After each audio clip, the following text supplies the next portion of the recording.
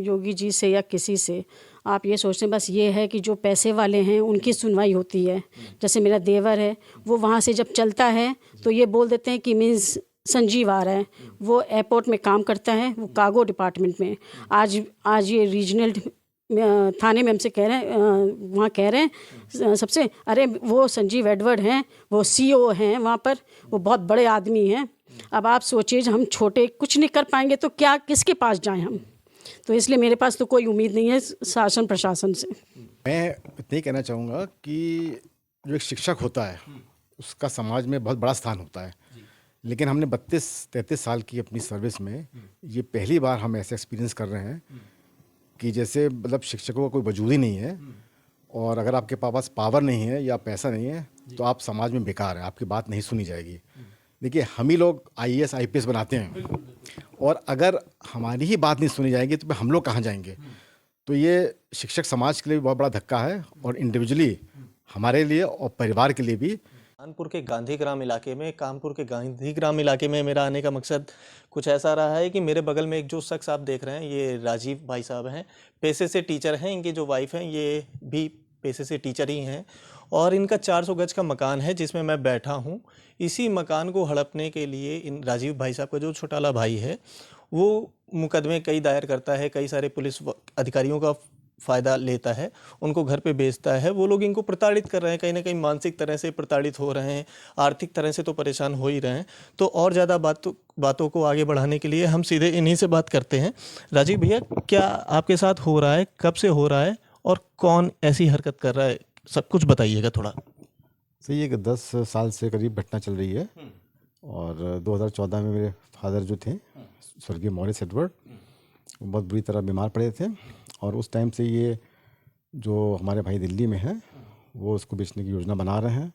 और इन्होंने मुझ पे कई झूठे केस भी किए, इन्होंने मुझ पे FIR भी करी, मेरी वसीयत की, जिसके बारे हम पूरा परिवार बहुत परेशान रहा। मेरी 2 बेटियां हैं, 12 दिन घर में ये अकेली रहीं, और अभी तक ये लोग हमें कुछ ना कुछ केस में फंसाए हुए हैं। मतलब सुप्रीम कोर्ट तक में भी हमको SLP के माध्यम से ले गए, जहाँ पर मेरी माता जी ने एक फ़र्ज़ी एप्लीकेशन दी कि वो 28 जुलाई 2023 को घर में आई थी, और मैंने और मेरी पत्नी ने उनके साथ बुरा व्यवहार किया, जबकि पूरी तरीके से गलत है, असत्य है।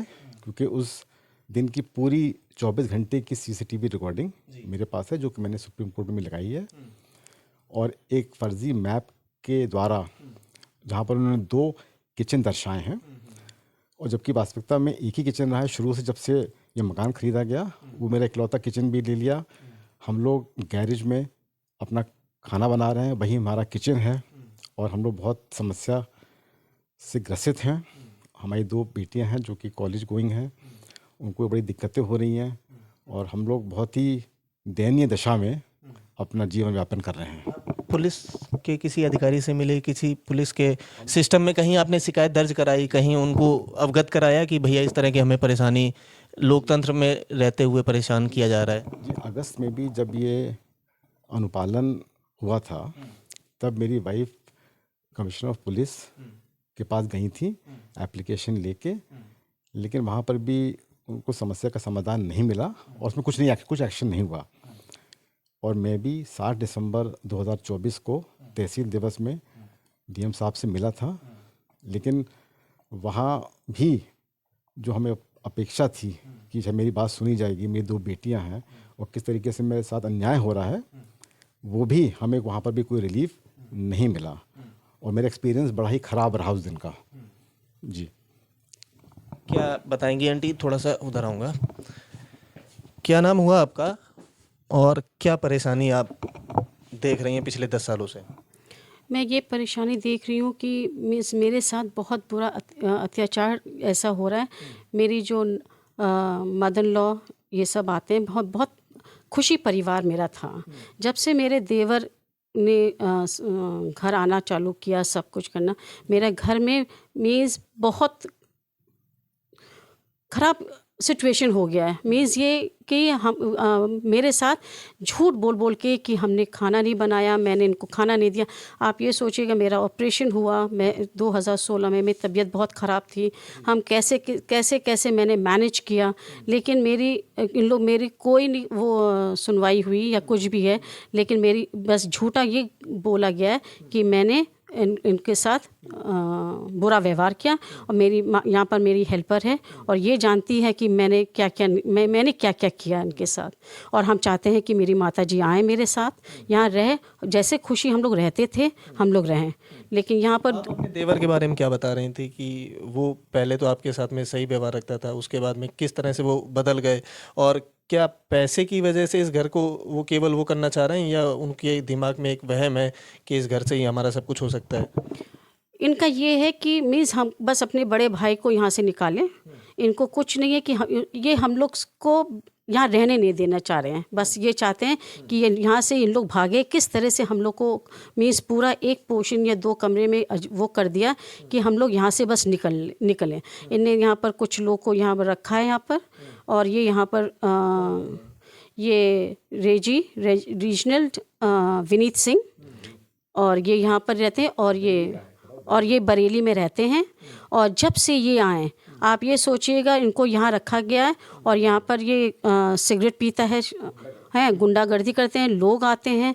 मेरे पास वीडियोस हैं, पिक्चर सीसीटीवी में, क्योंकि हम लोग स्कूल जाते हैं, लोग आते हैं यहाँ, ये सब देखते हैं। मेरे बच्चे अकेले रहते हैं। आप ये सोचिए कि हम लोग किस तरह से यहाँ पर रह रहे हैं। यहाँ पर जो कि विचाराधीन है, केसेस इस मकान के संबंध में विचाराधीन है, कोर्ट में, डिस्ट्रिक्ट कोर्ट में एवं हाई कोर्ट में विचाराधीन है।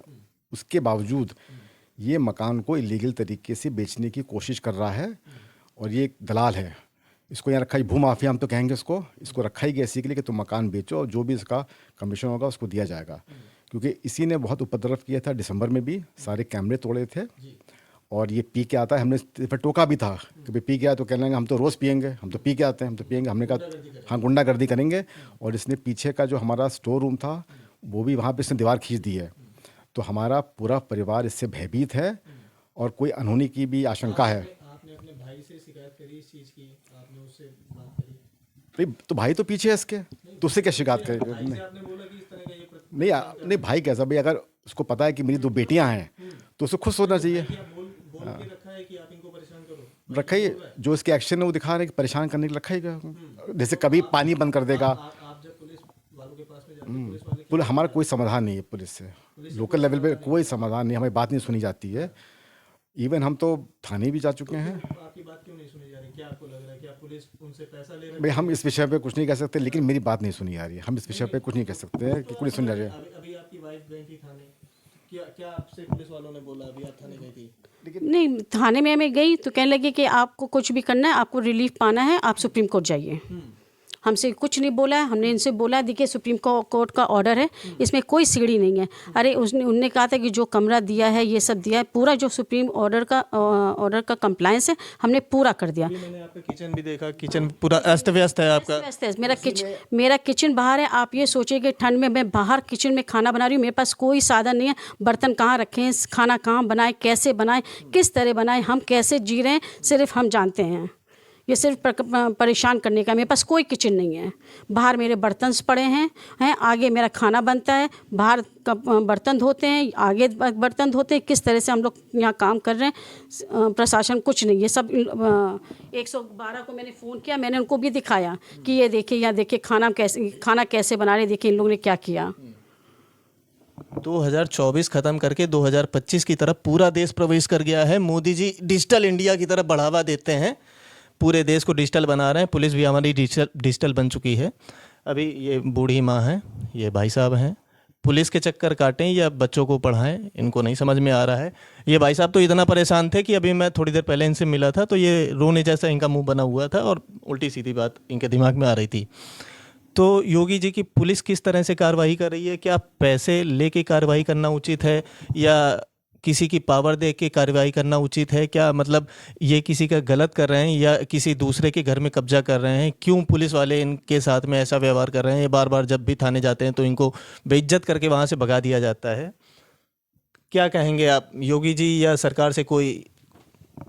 मैं इतना ही कहना चाहूँगा कि जो एक शिक्षक होता है उसका समाज में बहुत बड़ा स्थान होता है, लेकिन हमने 32-33 साल की अपनी सर्विस में ये पहली बार हम ऐसे एक्सपीरियंस कर रहे हैं कि जैसे मतलब शिक्षकों का कोई वजूद ही नहीं है, और अगर आपके पास पावर नहीं है या पैसा नहीं है तो आप समाज में बेकार है, आपकी बात नहीं सुनी जाएगी।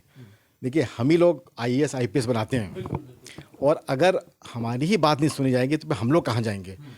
तो ये शिक्षक समाज के लिए भी बहुत बड़ा धक्का है, और इंडिविजुअली हमारे लिए और परिवार के लिए भी जो हमने फेस किया है, तो शायद कभी भी हमने ये एक्सपेक्ट नहीं किया था कि हम इस स्थिति में आएंगे कि हमारी बात भी शिक्षकों की पूजा की जाती है।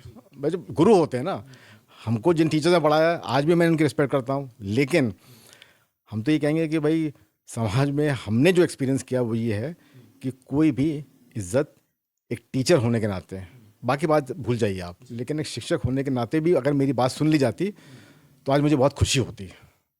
हम तो उससे भी गए हैं कि हमारी बात नहीं सुनी जा रही है, इवन बीइंग अ शिक्षक, तो दुख का विषय है। लेकिन हम उम्मीद करेंगे शायद शासन प्रशासन जागे और हमारी जो बातें हैं और उस पर ध्यान दे और हमें को रिलीफ मिले, ताकि हम लोग एक इज्जत की लाइफ जी सकें और लीड कर सकें। क्या कहेंगी, शासन प्रशासन से कुछ मैसेज उनको देंगी, कुछ बोलेंगी आप योगी जी से, नरेंद्र मोदी से? डिजिटल जमाना की बात कर रहे हैं, डिजिटल सब कुछ करे दे रहे हैं पूरे देश को, कुछ बताएंगी आप? मैं क्या बताऊं योगी जी से या किसी से। आप ये सोचते हैं बस ये है कि जो पैसे वाले हैं उनकी सुनवाई होती है। जैसे मेरा देवर है, वो वहाँ से जब चलता है तो ये बोल देते हैं कि मीन्स संजीव आ रहा है।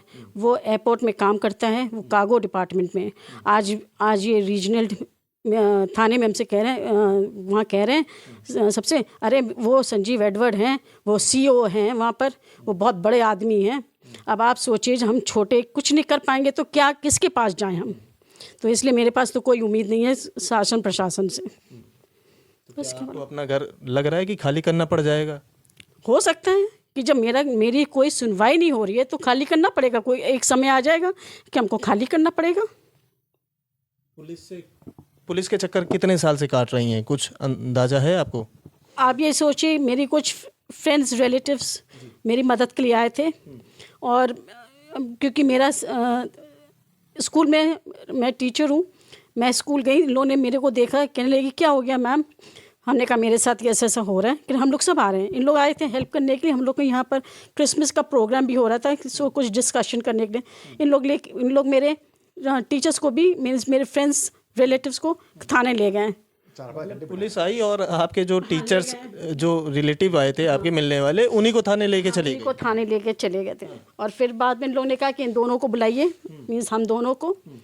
और जब हम लोग थाने गए तो हम लोग से कुछ लिखवाया ये सब, और कहने लगे आप ही लोग ने तो ये करवाया है, जो हम कुछ बोल नहीं सकते पुलिस के सामने। अब आप सोचिए क्या हम क्या कर सकते हैं। भयभीत नजर आ रहे हैं। 2025 में हम आज आ पहुंचे हैं और अभी भी देख रहे हैं कि एक कमरे के अंदर एक परिवार बंद है। 2 जवान बेटी हैं इनकी, शादी की उम्र है उनकी, और ये परेशान हैं, मदद की गुहार लगा रहे हैं सरकार से, प्रशासन से। प्रशासन तो एक तरह से परेशान ही कर रहा है, कोई मदद यहाँ पे नहीं हो रही है। पुलिस के पास में जाओ तो पुलिस, राजीव एडवर्ड CEO कोई बता रहे हैं कि कार्गो में है, संजीव एडवर्ड। तो अब जैसा भी पुलिस को जो कार्रवाई करनी हो करें। बाकी आपका वीडियो देखने के लिए धन्यवाद। नमस्कार।